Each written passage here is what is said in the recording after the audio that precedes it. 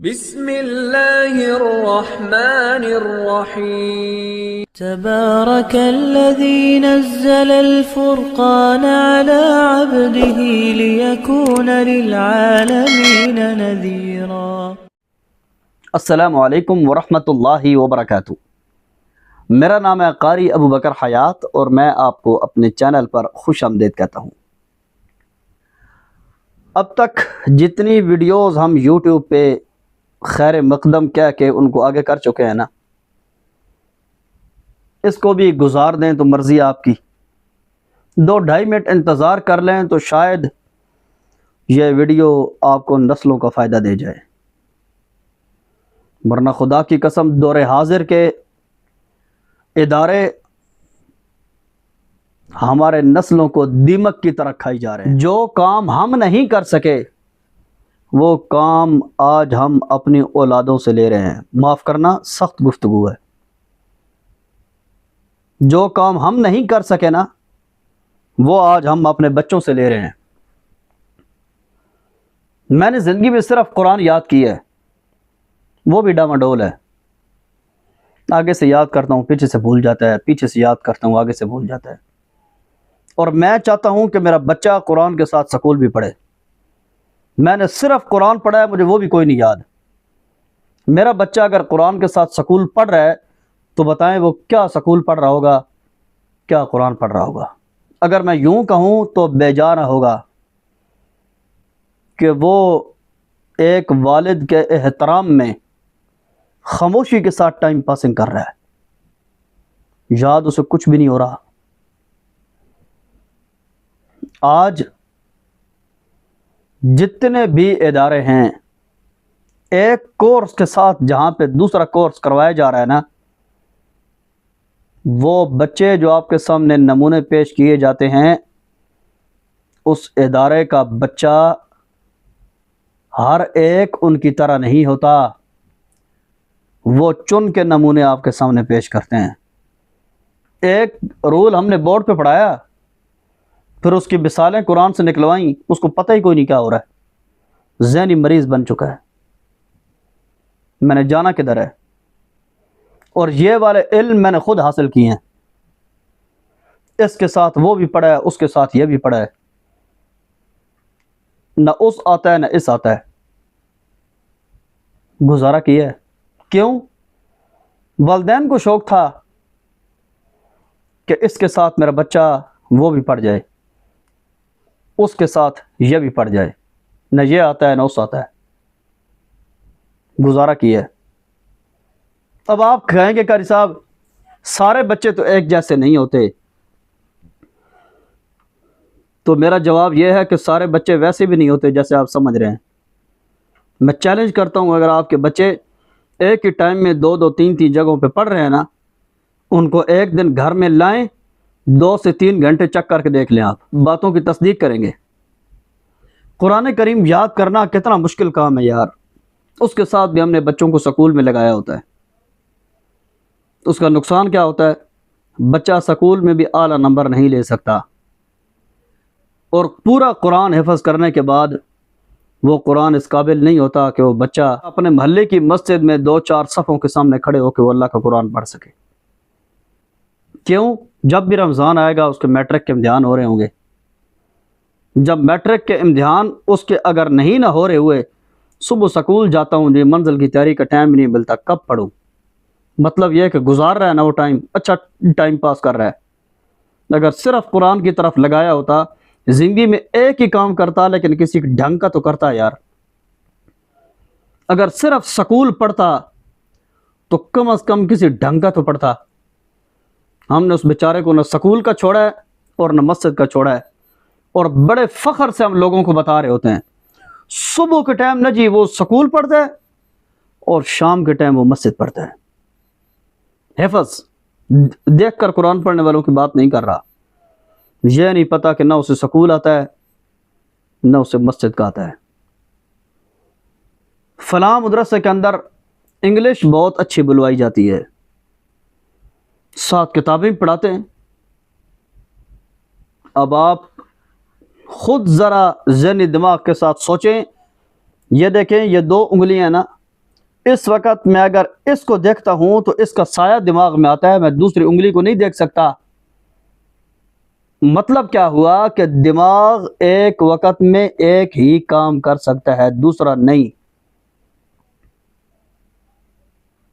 जिस वक्त मुझे पता है कि दो उंगलियां खुली हुई हैं, एक को देख के मैं दूसरी को नहीं देख सकता, दूसरी को देखता हूं तो मुझे यह नजर नहीं आ रही।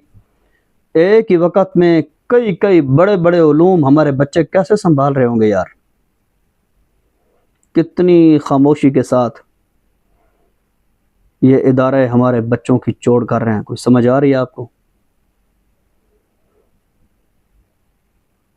शायद मैं आपको अपनी बात समझा पाया हूँ कि नहीं, लेकिन आखिर पे एक मुद्दबाना गुजारिश करूंगा, अगर आपके बच्चे भी इसके साथ वो और उसके साथ ये पढ़ रहे हैं ना, एक दिन ड्यूटी छोड़ के ज़रा बच्चों को टाइम दें, उनसे पूछें कि उसमें क्या पढ़ा है और इसमें क्या पढ़ा है, और थोड़ी सी हिम्मत हो तो ज़रा गहराई में चले जाना। उसके बाद मेरी ये वीडियो दोबारा सुनना, आपको समझ आ जाएगी। ये बात मैं वैसे नहीं कर गया,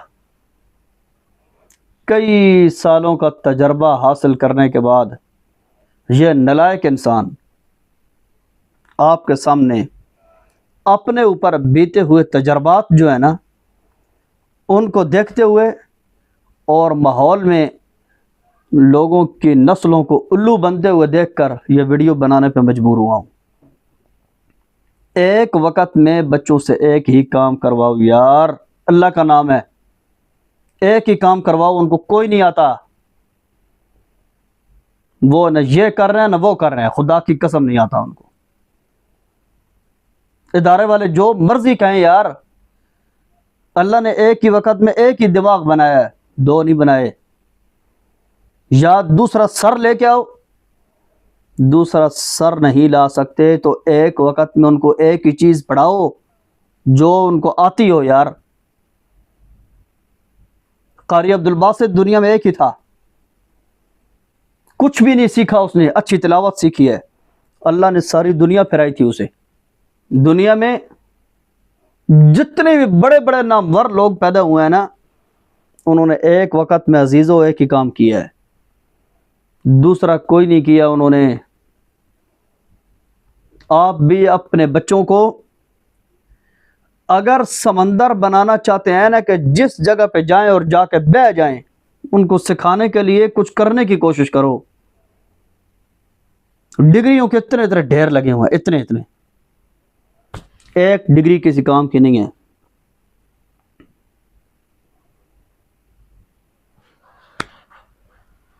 सुबह हो रही है, शाम हो रही है, जिंदगी मेरी यूं ही तमाम हो रही है।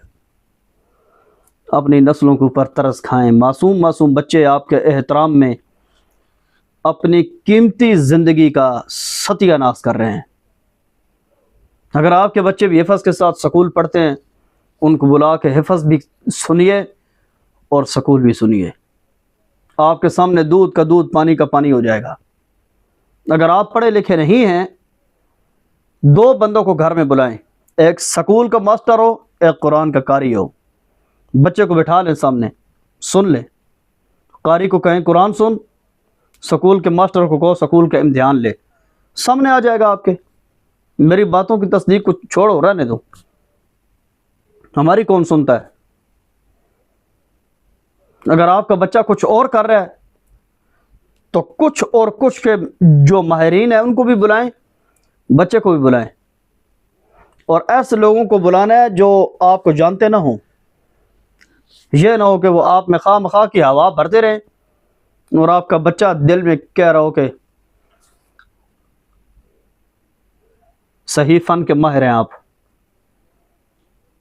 अल्लाह के लिए एक वक्त में एक ही पढ़ाएं।